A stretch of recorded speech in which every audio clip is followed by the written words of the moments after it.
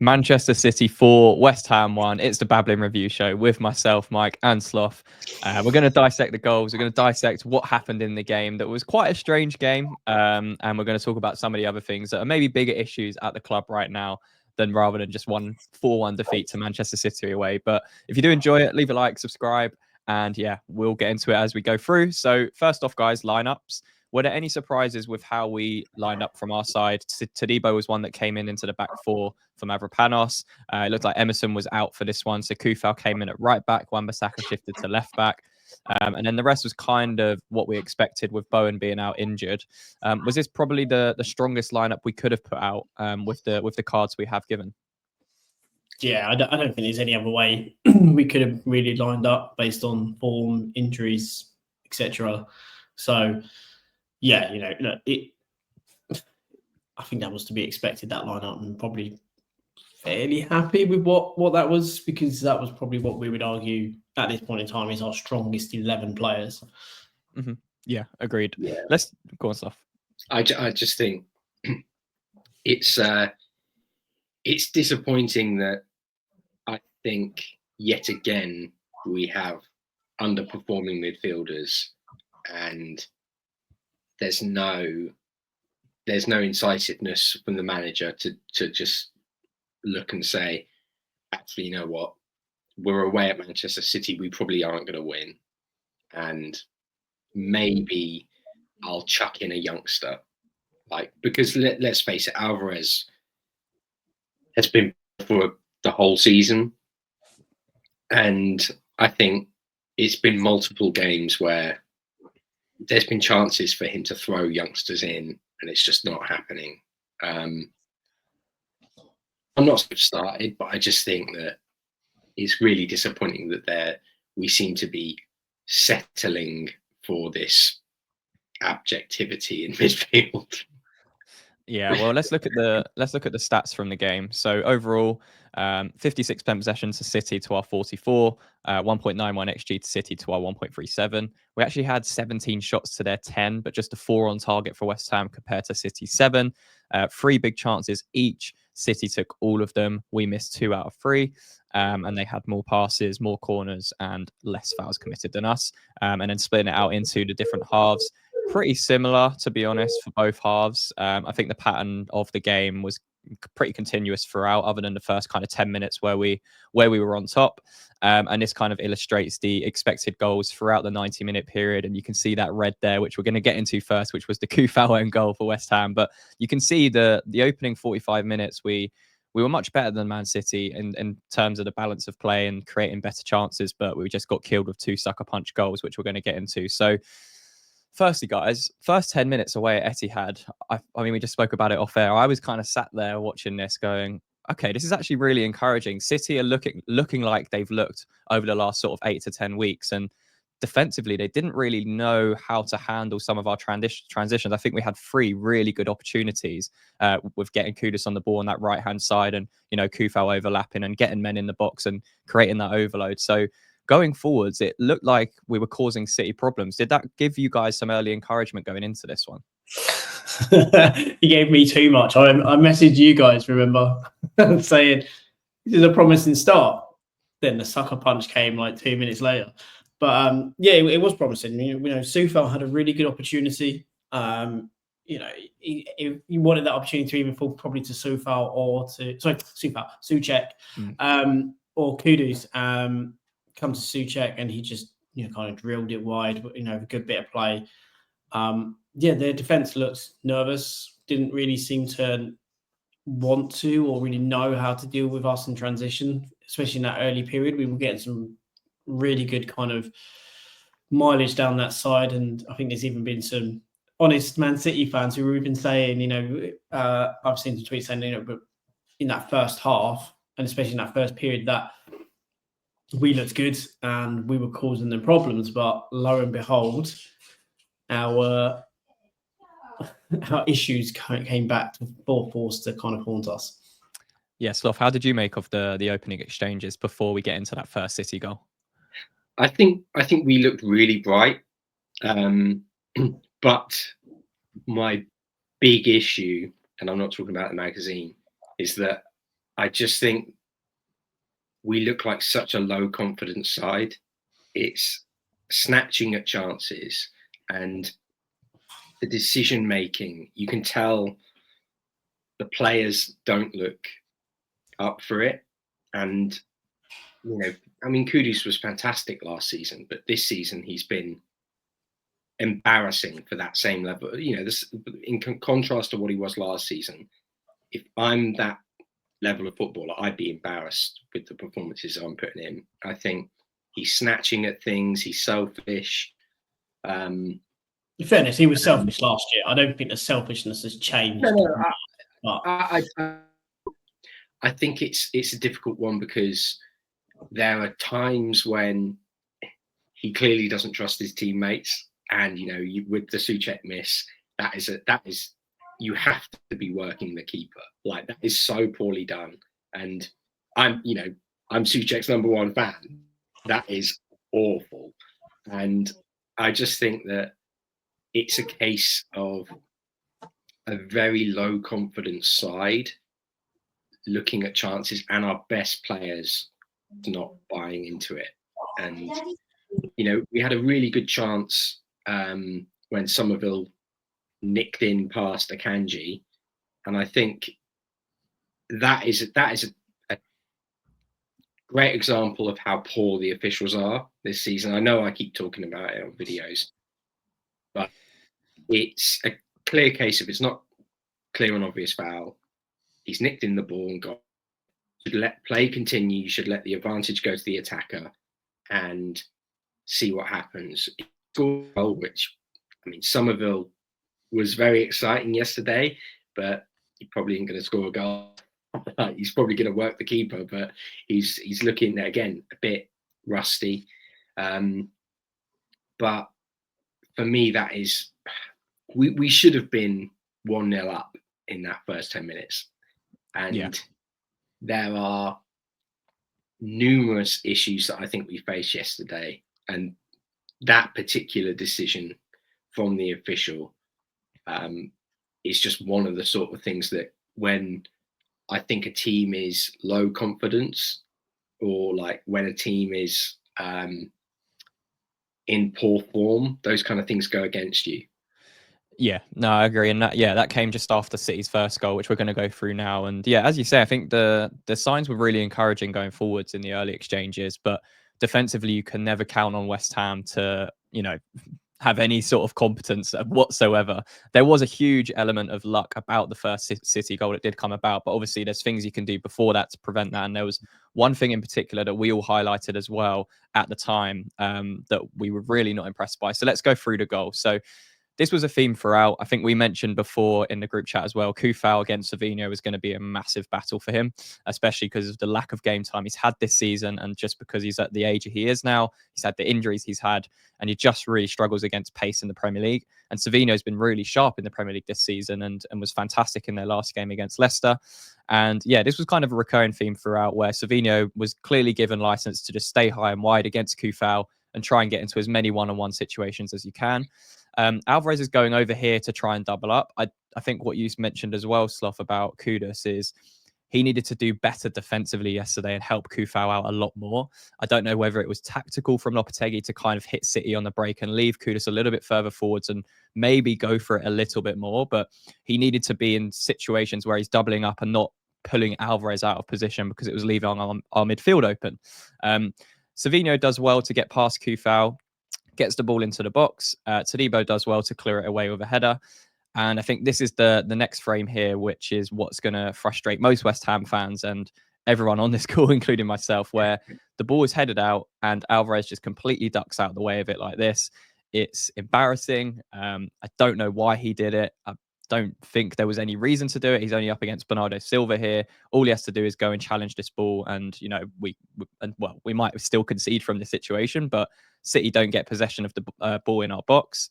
The ball gets played out to Savinho again, and his shot is deflected off Kufau and goes in at the near post past Areola. So the goal itself was fortunate, guys, but what is Alvarez doing there? Why is he shying away from something like that? From someone that's meant to be this, you know, this destructor in midfield. Like, to do that and cowered away like that, it's just inexcusable.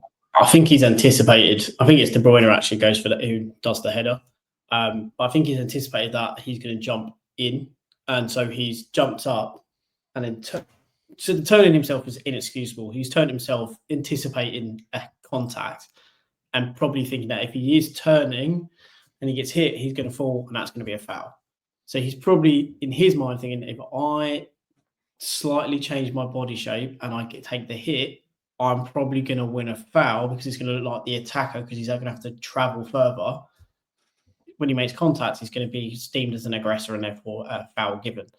But the simple fact of the matter is, we all taught this from young kids, just play the bloody ball. Don't try and think of the situation, how it's going to develop. And instead of actually just challenging for the ball, he's turned his back and he's dropped his head. He's taken his eyes completely off of it. It's just embarrassing, that is. It is. It's just, if you did that Sunday league, you get moaned at. If you watch kids in youth football, you're like, what are you doing? Why do you think that? What do you think was wrong in that situation? You would then sit there and say, explain why you did that. What was you think? What did that salute? What did that action you did cause? Like, what was the chain of event? And it kind of is the fact that he turned his back, and he's always said you can't turn your back as a defender. It's criminal. And his eyes were completely off the ball. He had no awareness of where the ball was. He should have just gone in. Yeah, I know it's easy for us to say, yeah, go in and take the hit. I guess when you're taking hits throughout games or seasons, you kind of sometimes think, I'm not in the mood for this one. But it's not, Tyro Owinyi or one of their big centre backs. It's Kevin De Bruyne. Like, I'm sorry, it's this for me is just, again, it's low confidence. It's almost that decision making of, I'm not really willing to do it for the team. And I think that's just absolutely embarrassing at any level. Like, as you said, if I was coaching and I saw that from a youngster, I'd obviously say it nicely. I wouldn't be going, you're pathetic. But I think when you see an action like that, they're basics of football, and it's something that we've all mentioned a few times on here. These are basics of defending that we are getting on time again. And I don't see how he's come to the decision in any other way than just he can't be asked, because his hand down at his side, it's not like his arms are up and he's decided, I'm going to pull out because my arms are up and I might catch him. His arm down by his side. If you challenge and jump for that, there's no way it's a penalty. I know that people might look at the Brighton Arsenal penalty from yesterday and go, oh, that was a penalty. But the fact of the matter is, when you're challenging for a ball like that, you can't pull out and be and just invite pressure onto your team. That's unforgivable for me. Yeah, agreed. And yeah, as we mentioned, there was a huge slice of luck about how the goal actually went in off Kufal, and we found ourselves 1-0 down in a game where we said we were starting quite encouraging, we were playing some nice stuff, and we were playing through City. And because we've said throughout this season, the last 10, 15 games for Man City as well, they've been really poor out of possession, has West Ham. But we knew that we had the tools to maybe hit City on the break because they didn't have that much pace in their squad yesterday in their starting 11. And there was options for us to break. But yeah, obviously that Somerville incident was really frustrating. It should have been given. It shouldn't have been given as a foul, and we could have potentially found ourselves 1-1. But then the second goal just comes before half-time for Man City in a really crucial point of the match. And this is where, so for all the good stuff we can do under Julen Lopetegui, all of the slight improvements we've done in possession, and creating opportunities in certain situations, this is never going to change under Lopetegui. And this is the reason why I've said we are not going to be sustainable going forwards, because we'll get onto the second half goals as well, which show it even further. But this is, we've probably had about 10 screenshots in this situation where we're playing away and we're pressing a team high up man for man when they get the ball with their centre back. I don't have a problem with being aggressive, but we have to be aggressive in the right places. So Fulcrook's the first one that goes into Akanji. De Bruyne has kind of drifted out into this situation. So Somerville's a little bit conflicted as to what to do in this situation. You can see Rico Lewis is inverted there. and Kevin De Bruyne has picked up this space. So in the end, Somerville comes out to De Bruyne, and Alvarez, who, again, I think this is an instruction from Lopetegui to keep doing this, because there's no way in hell your holding midfielder would continuously do this if it wasn't from instruction. And he tries to dive into Rico Lewis, but what he does is, the way he was sprinting just before this, it doesn't really show it in the screenshot, but Rico Lewis just literally moves into this space, and Alvarez, because he's so slow, he can't get back, and it just allows Rico Lewis to get the ball. Haaland then drops into the space where Rico Lewis plays it to him, and again, this is where we've got inconsistencies in how we're playing. So sometimes we'll go really man-to-man, and either a centre-back, Kilman or Todibo, will be touch tight to Haaland, for example. In this situation, we've tried to go man-for-man and squeeze really high onto City, but our centre-backs have dropped off, and Haaland's just picked up this space, and he's got all the time in the world. And then you can see the issues from that press. They've played 2 passes, and then we're completely open in midfield. City have left Savinho high and wide on that left-hand side, as we mentioned, was going to be a recurring theme throughout. It's one pass away. It's a great pass from Foden to find Savinho in that space. And all of a sudden, we find ourselves in a really difficult situation from a really uncoordinated press in an area where we didn't need to do it, at a time of the game where we could have just got into our shape and been a little bit more compact and made it difficult for City to play through. Because at this stage, it's 3.5 minutes till half time. You don't need to do this. Is about game management. And this comes from the players themselves and also the manager. And then we find ourselves in this situation. Savinho completely does Kufal again. And yeah, that first half was really difficult for Kufal. And this is, again, another mistake where I think Kilman had a pretty up and down game yesterday, especially in the key moments. And this was one of them. And he just lets Haaland run off the back of him. And I don't really know what Areola was doing. It's a fantastic ball in from Savinho, to be fair. It really is a high quality cross. But Areola finds himself in no man's land, and Haaland's there at the back post to tap in a header and put City pretty much in control and out of sight at this point. So many things to digest there, guys. But what is it that frustrates you most about that pattern that we've just seen and conceding the way we did in that second goal? I think... yeah, good one's going to start. You go. I think part of my frustration is not from the fact that we seem to be like wantingly inviting pressure onto ourselves. And look, that can work if you have a coach well drilled and is communicating to the squad an effective way of playing. You look at Forest and how they're soaking up pressure and, you know, really handling the counter-attacking system that they play in with ease. We are playing a point of football and a brand of football, which is not only something that we've said so many times and people are probably sick of, but it's unsustainable. It's suicidal to this point. You are inviting not just chances, you're inviting goals, because the defending is so poor, the lack of structure is clear to see. The lack of players who fit your system is, again, even more concerning. And, you know, that's one of the things that I was talking about with the youngsters, because it's clear Alvarez doesn't have the pace to suit this style of play. It's clear Souček doesn't have the pace to suit this style of play. Yet we keep persisting with this style of play.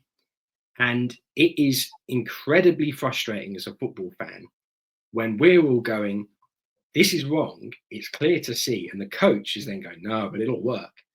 One day it'll work. And I think it's not just those elements of the goal that annoy me, it's the decision making. And, you know, you mentioned the decision to sprint over to by Alvarez, and then the ease at which Savinho beats Coufal. Those are things that, you know, you can be beaten by pace. Fair enough. The positioning of Areola and the decision making to come out for that ball when it is so high and far away from you is, again, it's suicidal, to the point where you're just basically inviting a goal or golden chance for a player because you have completely misread the situation. And for me, again, this is something that I think everyone in the first, if he didn't think it, then I think you're being a bit disingenuous. He's a very high quality shot stopper, made some fantastic saves for us, but it's very clear to see that he is not a top nom, and there's a reason why he never really has been. And it's decision making like this that costs you. You know, we can criticize the fact that Kilman has lost Haaland. I think at the end of the day, Haaland is one of the most complete centre forwards on the planet, and people can laugh at that and say, oh, you know, he didn't have a very good run. Okay, but he is unplayable on his day, and he just moves too easily away from the back post. But he's a goalkeeper to worry about. There's no one there. So I think you can criticize Kilman for, you know, losing his marker. It's that decision making. And I think I spoke about the low confidence before. It's almost as if there's a mix of low confidence and players who are thinking, I'll take this upon myself. I'll do this. Because why else would you come for a cross that is that quick, that high, and that far out? It's that sort of need for validation from fans or people online. And I think the bigger question for me, if he gets that ball, because we know full well he's not going to catch it, if he punches it and it falls to a City player, what's the continuation plan then? There is none. He's fallen on the ground and he's basically left the goal completely clear. It's a disaster. This is like old West Ham goalkeepers. These are the goalkeepers I grew up with. That's that level of decision making, and for me, it's completely unacceptable. Mike, thoughts?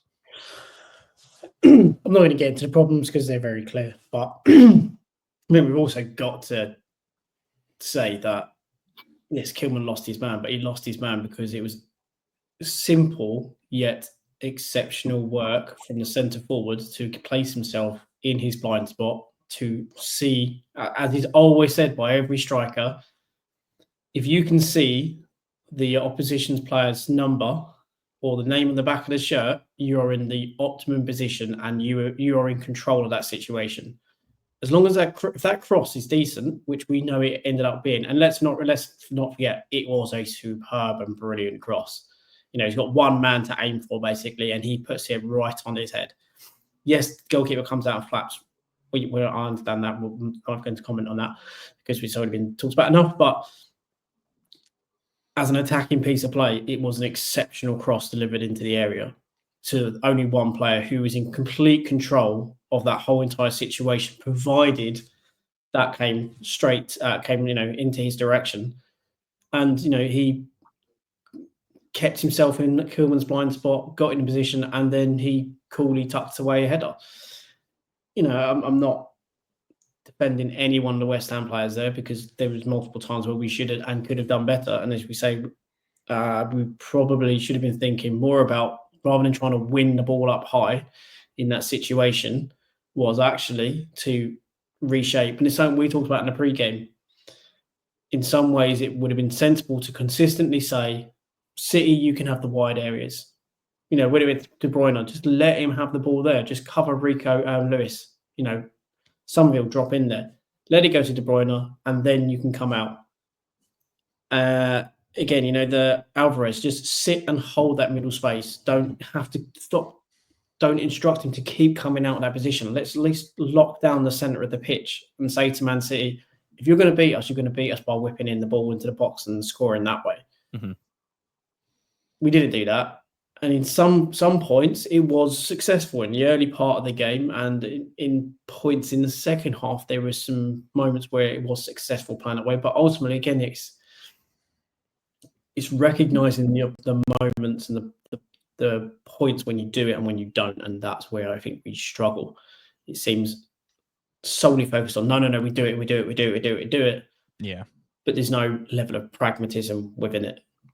Yeah, no, I completely agree. And the third goal City scored completely epitomises that. But yeah, just before that third goal, so it's 2-0 down, half time. I think Todibo comes off with an injury just after half time, about 52nd minute, something like that. On comes Mavropanos. And yeah, this is nothing. This goal is nothing. I shouldn't be throwing shade at him. He doesn't deserve it. No, to be fair, it made me laugh because he came on and then literally within a minute. And then people were going, "Oh, Marcos!" It's like, now, come on, that is unbelievably off from Mavropanos. He wasn't even involved with it in that way, but it was just the kind of people were just like, "Oh, cause and effect." We took off Todibo, and now this has happened. It's like, come on. I did see someone put a clip of him, and it was like Mavropanos highlights from Manchester City, and it was the Spanish flea music over it, and I just thought, oh god, like you poor bloke.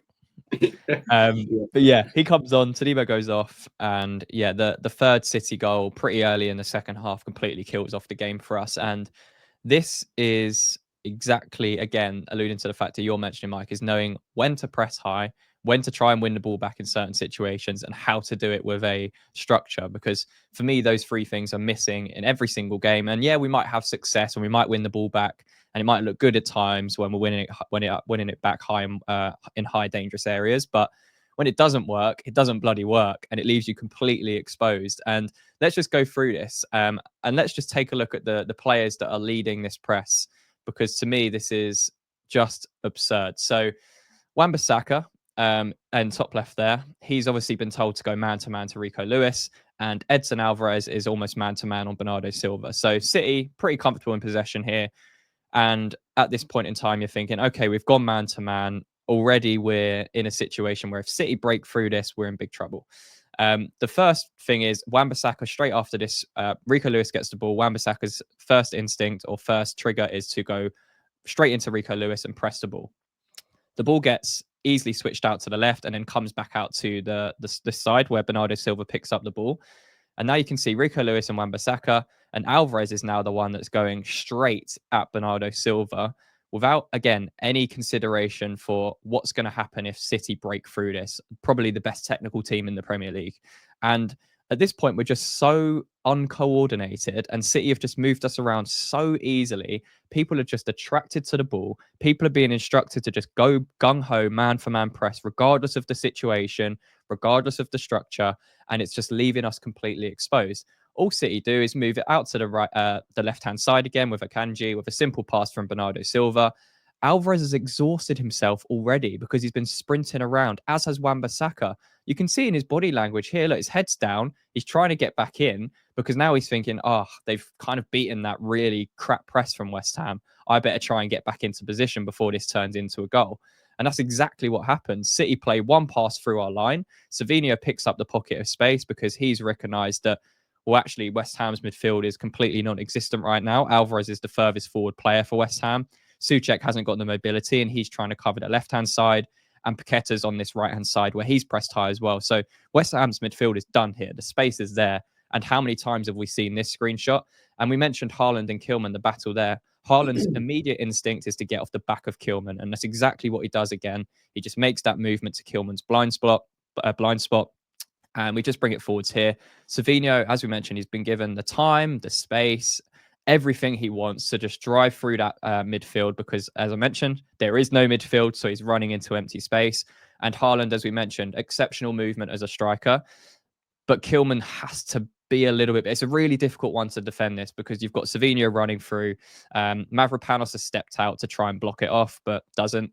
And Haaland runs off Kilman's blind spot. Also, and Frankie, look what was mental about that picture. Look who's playing at left back at that point. Yeah, exactly. Somerville trying to cover for Wan-Bissaka. So the two furthest forwards in the first couple of screenshots, Wan-Bissaka and Alvarez, are now trying to, or being told to, bust a gut backwards.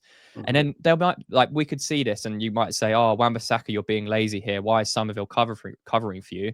But that's not the case because Wan-Bissaka is being told to man-for-man press and be the leader of the press in Man City's box and then being asked to come back 90 yards up the pitch.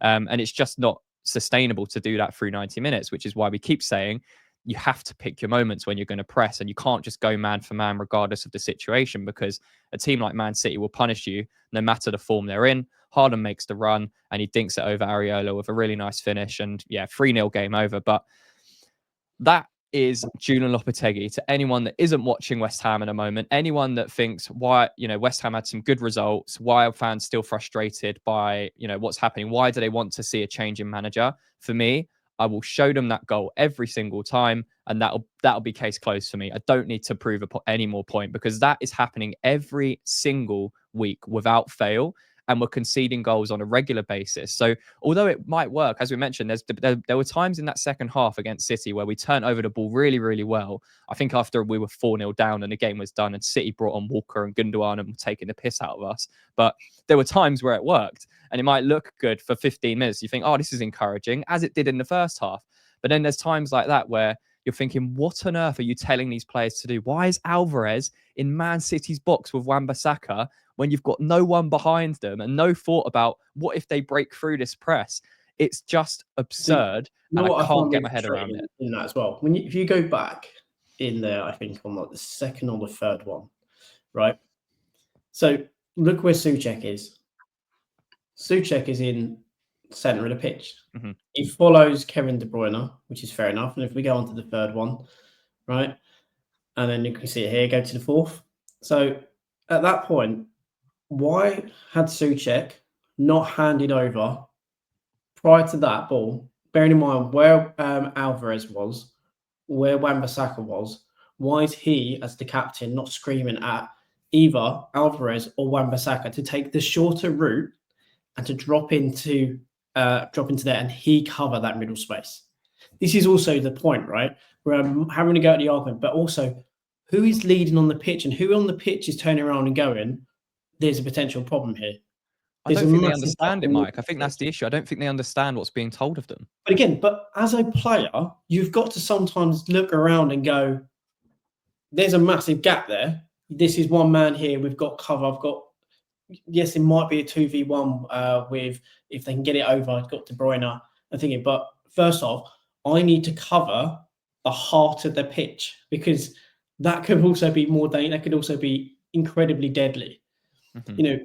Bearing in mind where Wan-Bissaka is, and when we go on, I think up to the fifth one, or you'll see top of the pitch, Wan-Bissaka. Who's next to him? Kevin De Bruyne. This is what I mean. This was the player that Souček was following. He then stops. Souček drops. Why are players not taking personal responsibility and helping their teammate out? Like you mentioned, Alvarez has been asked to ridiculously push out of position. So then why is someone not dropping in there to cover? Even if that means I've got to leave someone like Kevin De Bruyne open. And I know that sounds mental to leave Kevin De Bruyne open, but cover the middle of the pitch. Call people in. Call in Kudus off the wing. Leave Silvinho. Let him he's going to have to just go 1v1 with Soufal. Or Soufal's going to have to tuck in a bit more to make it a compact defence. Kudus jump into the midfield now and pull over into the centre. I'm going to come in. Alvarez and Wan-Bissaka, you take the shorter route back and get down on that right, get down on this left-hand side and cover in the inside left and the left, the kind of left back, left wing channel, right? But Mike, how many times can you do that in a game? How many times can you cover for someone when, we mentioned about Alvarez there being out of position or covering for Alvarez? Why are we having to cover for Alvarez in the first place? Why is he so high up? It's freaking bad training of who goes when and where to go, right? But again, this is the point of sometimes it's also an easy get out, right? If you're not taking personal responsibility, I'm not saying Souček's responsible for the goal, but what I'm trying to make a point of is that these situations happen because players are kind of going, well, I've got a one-on-one. It's like how people try to use zonal marking as a bit of an excuse of, well, it wasn't really my man. I'm kind of marking my zone and I did my job and you lost your man. It's that it gives a nice out when you can go, yeah, well, you asked me to follow this player and I'm doing this. I'm keeping my thing. It's like, yeah, but did you not even look to see where there's any potential danger and go, actually, that is probably the bigger thing to be concerned with in this phase? That one we'll have to try and deal with as a result. But this is what I mean. We don't seem to have players that are even just thinking from themselves. I just don't understand why. And we said it at the start in the preview. Don't leave the middle open to Man City. Sacrifice the wing.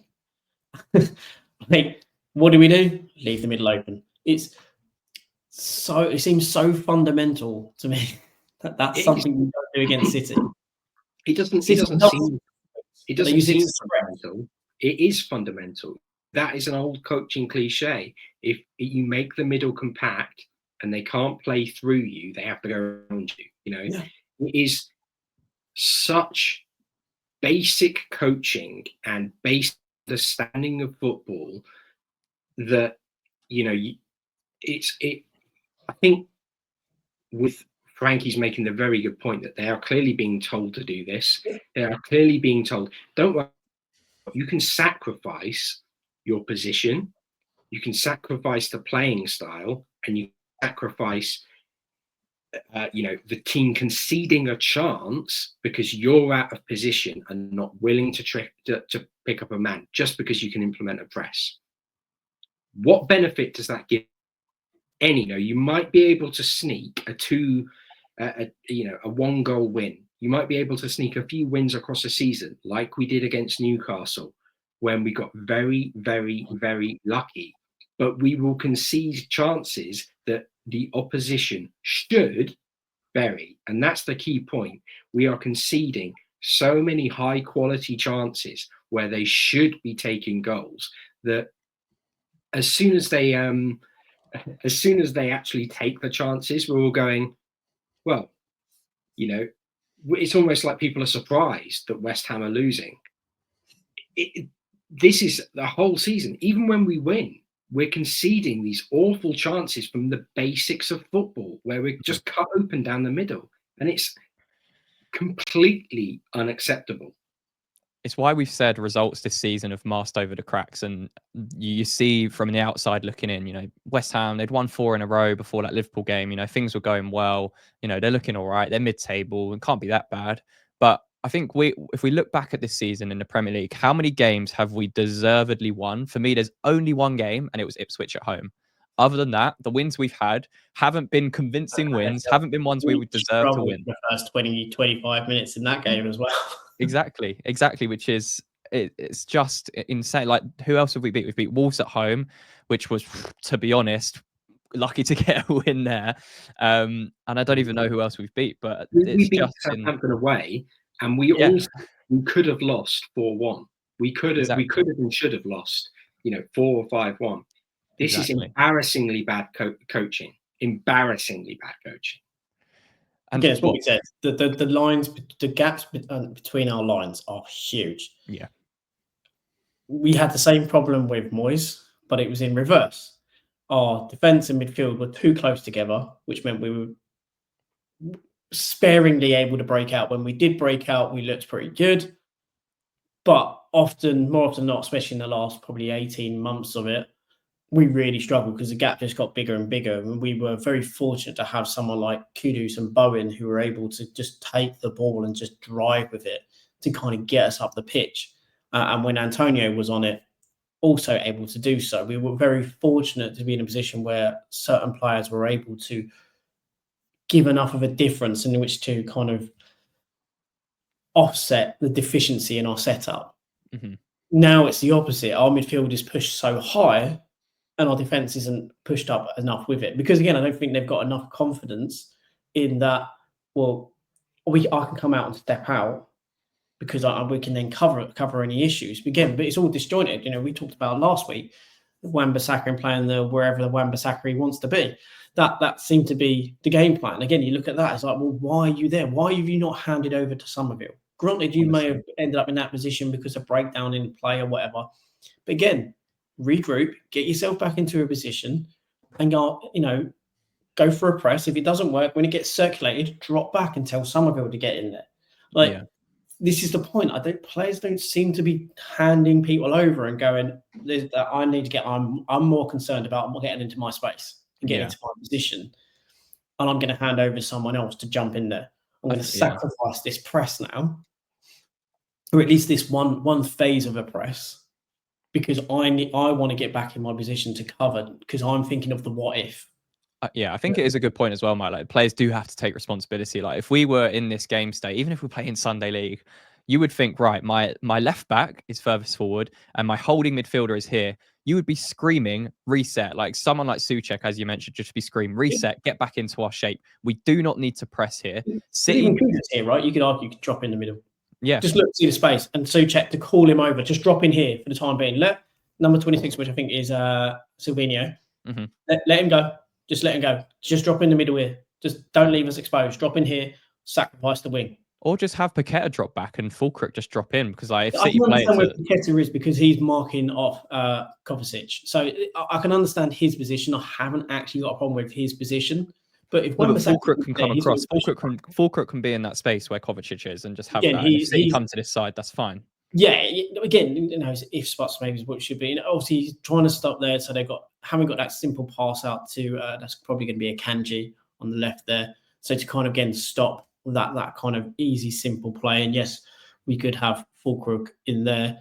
That does also mean then that Kudus has got to push much higher. It does completely change that shape, but we know how City are going to play. They're very, very slow tempo team. So when they're going to have this ball, they're going to play it slow out. So all you need to do is reset, and then you can get in your shape. Then you can set off triggers. You don't even need to be in that situation where you're just leaving. So I think we're masters of our own downfall. We've been it all season.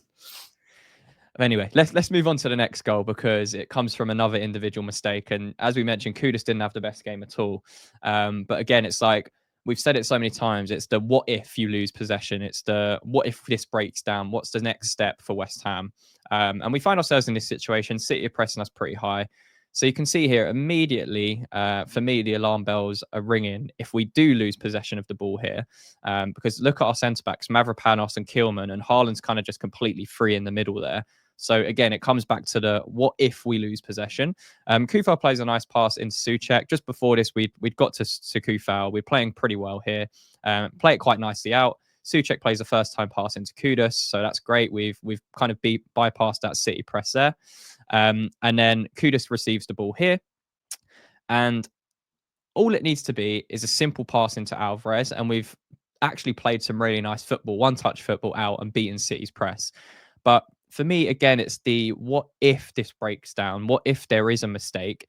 Is there anything that's going to counter? Is there anything that's going to hurt us if we lose possession of the ball here? And for me, the answer is yes, because you've got Mavropanos and Kilman, who are so far apart. They've left so much space in the centre there for Haaland to just be completely free in this entire clip, which for me is mental. It's really mental to do that. And then we move it on to here, where it breaks down. Kudus plays a really, really poor pass into Alvarez. Alvarez can't get there. And then City just have, a 3-on-2. So much space in the centre. De Bruyne just drives with the ball. And then Kilman's trying to cover across. The ball comes out to Foden. And again, this is if you watch back the video, you can see it more clear, but Alvarez should be saving it. It just goes under his leg. It's a difficult one to save. In this situation, you'd expect Foden to score, but the shot was actually really poor from Foden, and it kind of trickles under Areola's legs. But the issues there is not on him. It's a really, really poor pass from Kudus. If I just take it back one to where that Kudus pass is, Mike, do you think that there should be some recognition here that, what if this breaks down? What if we do lose the ball? Or is this acceptable given the fact that we've played through City's press and sometimes this situation is going to occur? But for me, the centre-backs are way too far apart in this situation. Yeah, I think the centre-backs are too far apart. I think that's a given. I can't blame the rest of the players in this situation, because they are thinking, right, this is right on, because that could even have been an even lighter touch and just played in, because look, Souček is on the go. It can be played into Souček, who's going to be moving with the ball, right? But he tries to lay it into Alvarez, but he just plays it badly. It's just, again, it's sloppiness. It's lacking of concentration. It's lacking of care. It's not ensuring the ball goes to where it needs to be. And that's, again, part of the problem. We are lacking due care and attention. And, at this point, you could argue like Mavropanos and Kilman should be thinking, I need to come across here. Because, again, if you are, this all happens very quickly. So we have to also give that caveat. Looking at the still gives a completely different image. But again, it's like, look there. It's like the argument is, at any stage, if we lose the ball in the situation, all of a sudden Man City have got 3 players against 2 centre-backs straight away. And if you look over where you've got, obviously, Foden, one of the almost a 4v2. If we lose the ball in this situation, we are in dire straits, because either way they're going to give us an overload. And because we showed lack of due care and attention when we then pass it, look, it just, Kilman is rightly, he's going to be attracted to Haaland because he's thinking, well, he's the man that he's going to play it into, or I need to try and get into the line of a shot. Even if you look at Foden, he's obviously looking at the thing, but he seems to be pointing in the direction he's going to run, which is actually in the direction of Kilman. So Kilman's basically got a 2v1 in the situation, not pretty much 3v1 really. So he's on to a loser, and same with Areola, because he's like, at this point, any situation could happen. So you have to then essentially guess in your best possible way as to where this is going to go. Areola's trying to stand big, but again, he could put this absolutely anywhere. Because he's probably got time if he really wanted to drive it, to go take another touch to Areola, try and dink it over him, maybe take it around him. He's most likely going to use his left foot because he is that. But again, it's on the penalty spot. It's pretty much a penalty. Let's be perfectly honest. Yeah. Yes, he's had the opportunity to close down the angle, but it's pretty much a penalty. The whole advantage is heavily weighted to Foden, and I'd be interested to see what, technically speaking, that percentage of goal chance that was rated at, because I wouldn't be surprised if it was plus 0.5 as an opportunity to score. Because again, I would say that opportunity was so heavily weighted in Foden's favour that even if Areola does get a hand or a foot or whatever to it, there's so much of the goal so open up an opportunity that he's pretty much onto a loser regardless of what he does, unless it's so poorly hit that he's able to dink it around the post, or it just kind of trickles into his path, which ultimately weren't that lucky. Yeah, so that Foden one was, it had an expected goals of 0.55. So for context, Haaland's header in the first half, where it's an open goal, was 0.57. So it puts into perspective how easy that chance was for Foden. And again, it comes from our own mistakes. I thought Kudus I think he got a little bit of criticism in the first half, but I thought he was playing I thought he looked quite lively in the third. It was just his decision making in the final third that was letting him down. But as the game went on, I think his head dropped. The team's obviously morale was getting kicked, and that mistake you can't make away at Man City. As you mentioned, it was a simple pass, and it cost us. And to be fair to the players, at this point, City, as I mentioned, they took off some key players. They brought on Walker and Gundogan, and pretty relaxed about the situation.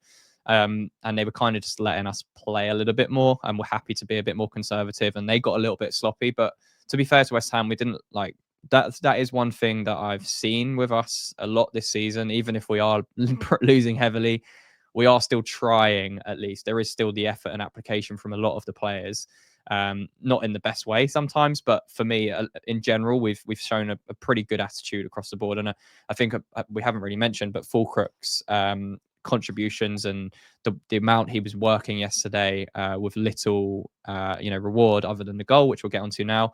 He was really good, and the moments he did have involved in the game, I thought he did them really well. But let's move on to that goal. In the first half, he had a lovely little layoff when the counter attacked. I think it actually resulted in the Souček chance. I think that he got the ball, broke away from the defender, and he's just gone to his right, obviously, which would have been our left channel, but he's rolled it straight into the path of Somerville and taken the defender completely out of the game and allowed Somerville to run into space and pass it on. So, yeah, he had moments where he's clearly starting to link. He does win a good amount of aerial duels, and also quite well. His heading is quite well controlled in terms of laying it on to a player. And when he did get the ball and get the opportunity, he looked of a level where you go, well, that's the type of player that we need. Other aspects of his game are still lacking, but again, some of that can be down to fitness. Again, we often said about doesn't have the pace of a player that we did look at, or players did look at, like Duran, Samu, as examples. But there are elements of there that obviously do suit how West Ham have often played with Antonio. He just doesn't have maybe the other aspects of Antonio that we require. Yeah, exactly. And let's move on to his goal. And it comes from, again, City being pretty sloppy. So Bernardo Silva plays a really poor pass out to the right hand side. It's like really floated and high and slow. And Wan-Bissaka, to be fair, intercepts it well and steps inside. And lo and behold, our Alvarez, our number 6, is actually in the correct position. And lo and behold, a goal comes from it. And yeah, Alvarez picks up the space in midfield where he should be. Souček has got that space, and Walker, I mean, he's been really, really poor this season, last couple of seasons, really. And he finds himself out of position again. I think his positional awareness is so poor, and he gets caught out time and time again. And Souček, to be fair, he finds that space in between the centre-back and Walker. Alvarez plays a nice pass through. And then we find ourselves in this situation where we mentioned again, good strikers making good runs at good times. This is exactly what Fulkrug does. He finds that space between the two centre-backs because Akanji's gone across to cover Walker. And then Fulkrug recognises that there's space between Gvardiol and Akanji to run into. Souček plays a really nice pass with his left foot, actually, into the path of Fulkrug. And he puts it on a plate for him, but it's a really, really tidy finish coming across goal. And again, on his weaker foot. So it was, again, a really, really encouraging moment for Fulkrug himself, because he's, as I mentioned, up until this point, and you mentioned it as well, Mike, he was contributing well when he had moments to. The first half, he was doing some good technical stuff where he flicked it to Somerville. He was winning his aerial duel, so flicking it onto like Kudus or Somerville or whoever was around.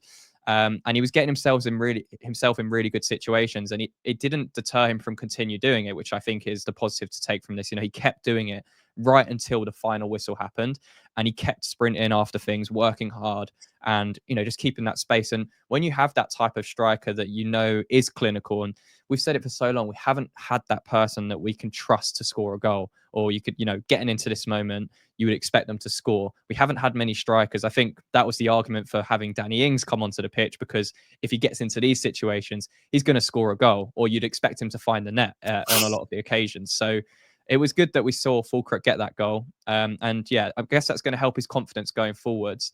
Do you think he still has a part to play at West Ham? I know there's been links with a move away in this January transfer window to bring in a different striker. But for me, do you think I think he still has a future at West Ham? I think if he stays at West Ham, I don't actually see a reason why he still couldn't end up with 10 goals this season. He's already on 3.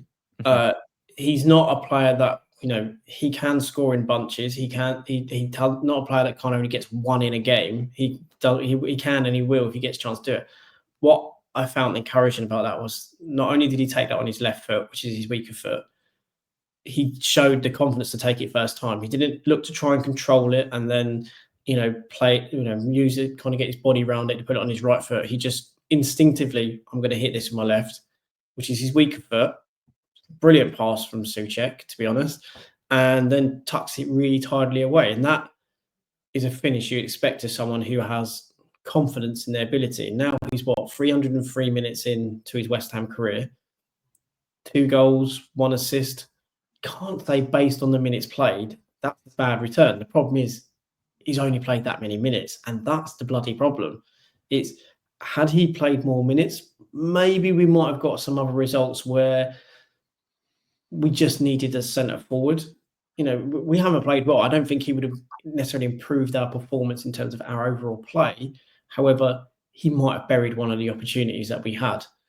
And it's just really frustrating at the moment, because we have these little flashes in the pan where we go, that's something positive to look at and to say, and to build on, because that showed good rotation. The fact that, look where Souček gets, I think Somerville was come off the pitch. No, Somerville's still on the pitch at that point. So, Somerville's dropped. Souček has seen the space. He's moved into that space. Again, it's just intelligent play. Yeah. And then when it does get, we then have Fulkrug gets himself in a fantastic position. Kudus is sprinting in at the back post as well. So we're actually in a really good place, because if the ball doesn't get to Fulkrug and it's played with a bit more pace, then you've probably got Kudus running in at the back post to tap it in. So you look at that and go, well, actually, that's encouraging. And also the amount of players we've kind of pushed up is encouraging. I know we're 4-0 down. It was such a weird game. And I tweeted out on our channel, I was like, this is a game where we scored 1. However, we could have easily had 2, 3, possibly even 4, really, because we created some opportunities, half chances, but Somerville had a really good half volley opportunity that he's probably connected to it with too much vigor, shall we I say? think he slipped as well as he was taking Yeah, the shot. exactly. Yeah. Although as soon as I said vigor, I just had Tom Hardy jump into my head from the Inception. Don't be afraid to use a little bit of vigor, darling. Just like it's it with too much. It's gone over. Souček had his chance. I think Kudus had a couple of chances. Fulcrum obviously buried his one. On another day, you would argue, well, we probably could bury 2 of those, maybe 3 of those. But such is the state of our play, which I also said, you just felt we would have created enough space for City for them to go on and score whatever they needed to have beaten us. Exactly. See, I think a competent coach looks at that squad and goes, we've got Fulkrug who can play an anchor point. We've got very quick wingers. And I'm going to sort of, maybe annoy a few West Ham fans here, but we should be looking with the players we have to utilise the sort of Eintracht Frankfurt system when Haller was in that middle point. Now, I'm not saying that he's a similar player to Haller, but the skill set, the link-up play, the aerial ability, and I think he's got more physicality than Haller. The point is that he will have willing runners with pace off him. And that was what was key at Frankfurt as well. And if you can have Kudus and Somerville, you are going to cause problems. And I think we saw that at times yesterday, particularly in the first half. But a competent coach looks at that and goes, right, this is clearly going to cause the opposition problems. What are we going to do for us? What are we going to do to solve how many goals we're letting in?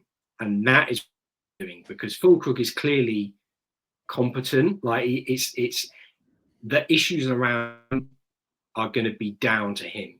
If he chooses to let the fact he's not settling, as is rumoured, get him, then he's never going to make it at West Ham. But he's never going to make it outside of Germany if that's his issue. So yeah. It's down to him what happens next. And I think, he's not the striker we needed, but he can work in a system and he can work with the players around him. It's just a case of having a coach who can adapt to the inadequacies of this side. Yeah, it is tough. As you mentioned, this game, we could have scored, 3 or 4 goals. Obviously, the opening goal was one that killed that early momentum for West Ham. So it is frustrating. That there are moments that are happening in games that are frustrating. But, 2 of those 4 goals there came from our incompetent pressing in areas where we shouldn't have and having no structure behind. So those things aren't going to change. But we have scored some nice goals and we've created some nice opportunities. So there are elements to what we're doing that is encouraging.